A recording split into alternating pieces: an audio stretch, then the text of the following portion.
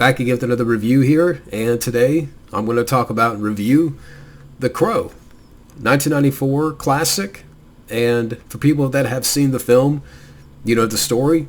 But the review here, for this review, I'll give a quick kind of plot. The main character, Eric Draven, played by Brandon Lee, him and his wife, or fiance, is brutally murdered. And exactly 1 year later, Eric Draven has risen from the grave. And he seeks to find his killers that are responsible. And that's the plot to the film here. Now, the film, of course, is based on the comic book by James O'Barr, directed by Alex Proyas, who would go on to direct Dark City. He also directed I, Robot and Gods of Egypt. The score here is by Graham Revell. Graham Revell, prior to this movie, provided scores for Dead Calm, which is a good movie, Hard Target with Van Damme, The Basketball Diaries, The Negotiator, and much more. The cast here, you got Brandon Lee as Eric Draven. You have Rochelle Davis as Sarah, Ernie Hudson's character, Officer Albrecht, Michael Wincott as Top Dollar. He's our villain here. They also have Bei Ling in the film as the character of Micah.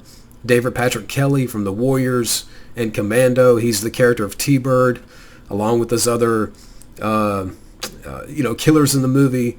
The characters of Tintin and Funboy, Skank. You have Tony Todd in the film as Top Dollar's associate.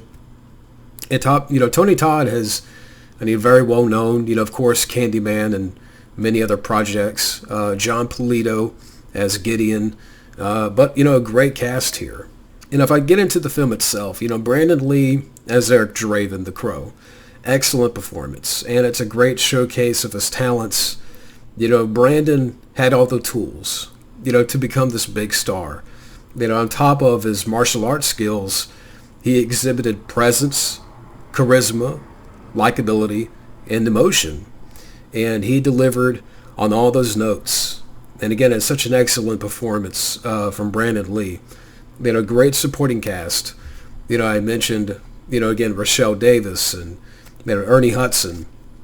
And some of the scenes between Brandon Lee and Ernie Hudson are some of my favorite moments in the film. And, Michael Wincott, as the main villain of Top Dollar, he does such a great job of, playing this, brooding character, his voice, his mannerisms, and delivery. So again, Michael Wincott, again, does a great job as the villain. The score by Graham Revell, wonderfully scored.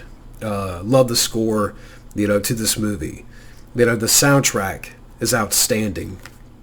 You have Burn by The Cure. You got Dead Souls by Nine Inch Nails. Big Empty by Stone Temple Pilots. Medicine on the soundtrack. Pantera. Darkness by Rage Against the Machine. This soundtrack is packed with some great tunes, and it is the backbone of this movie. It's one of my favorite movie soundtracks.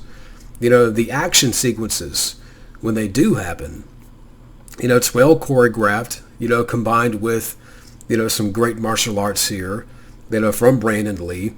If you compare to, let's say, Rapid Fire, which is another good action movie, starring Brandon Lee, I would say you get more of, Brandon Lee's repertoire in that movie. But in this film here, you kind of get the best of both worlds, where you have great gunplay, with some martial arts, mixed in, especially in the warehouse scene. So when the action scenes do happen, again, well choreographed, well shot, and, Alex Proyas, again, who directed the film, definitely brings the right tone to the film. The atmosphere, the look of the city. It's very edgy, gothic in a way. And yeah, so great direction, from Alex Proyas. And very quotable film. Everybody remembers, it can't rain all the time. Victims, aren't we all?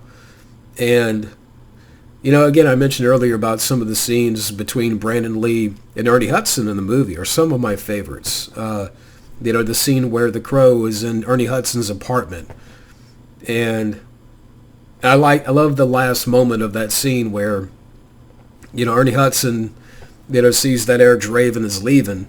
He's like, "You gonna disappear again?" And he's like, "I thought I used your front door." And just that, the way he delivered that line and, that moment, I thought it was a great, but those scenes are great. But again, it's all because of Brandon Lee here. This is Brandon Lee's movie. And just a lot of great dialogue here, throughout the film. And the ending to the film, every time I go back and revisit The Crow here, it's always hard to watch because, a guy like Brandon Lee, he had all the tools and the talent, and he was, again, on the cusp of becoming this next big thing, and he had done a couple of movies that I really liked, and Showdown Little Tokyo and Rapid Fire, and this was going to be the film that would springboard him into stardom, and it's a shame that we never got that. And, no matter what we feel about the tragedy, it should have never happened. Brandon Lee, should have lived and go on to be a big star. And I've always have said this. I think if Brandon Lee, if he had lived, I would have thought, I would say, based on this movie and, where he could have gone, I do think he would have had sort of the career of a Keanu Reeves, where he would have been like a jack of all trades, and he could have done anything. He could have fit right into any genre, whether that be sci-fi or comic book or comedy or drama, action, of course. I could have seen him, go on to do other, action movies. Maybe that could have been The Matrix. Maybe that could have been Mortal Kombat as Johnny Cage. That's been talked about, but I think that was a rumor.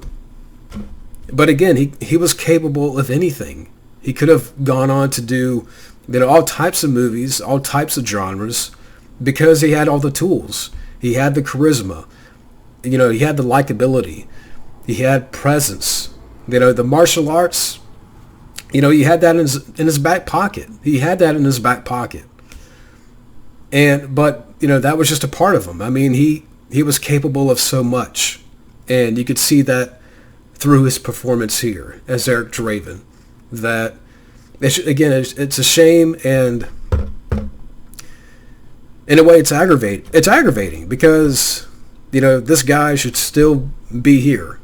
Brandon Lee should still be alive today. I don't know where he would be now, if he were alive in his career, because I think if he were still alive now, he would be pushing 60. So that I don't know if maybe if he would have been more selective or, maybe taking a break. We'll never know. And it's a shame. But with all that being said about The Crow, and I know I didn't really go in depth here with The Crow here because I want people to check out the film that haven't seen it. It is one of my favorite movies. But with all that being said, let me get to my overall thoughts on The Crow. Overall, The Crow, it's a beautifully made comic book film. Brandon Lee brings an excellent performance and great direction from Alex Proyas, backed by an outstanding soundtrack and score. And out of 10 for me, I'm going to give The Crow a 10 out of 10. Again, this is one of my favorite movies. I would say the more I think about it, it is a top 10 for me. But that's it for now. Thank you for watching, and have a good day.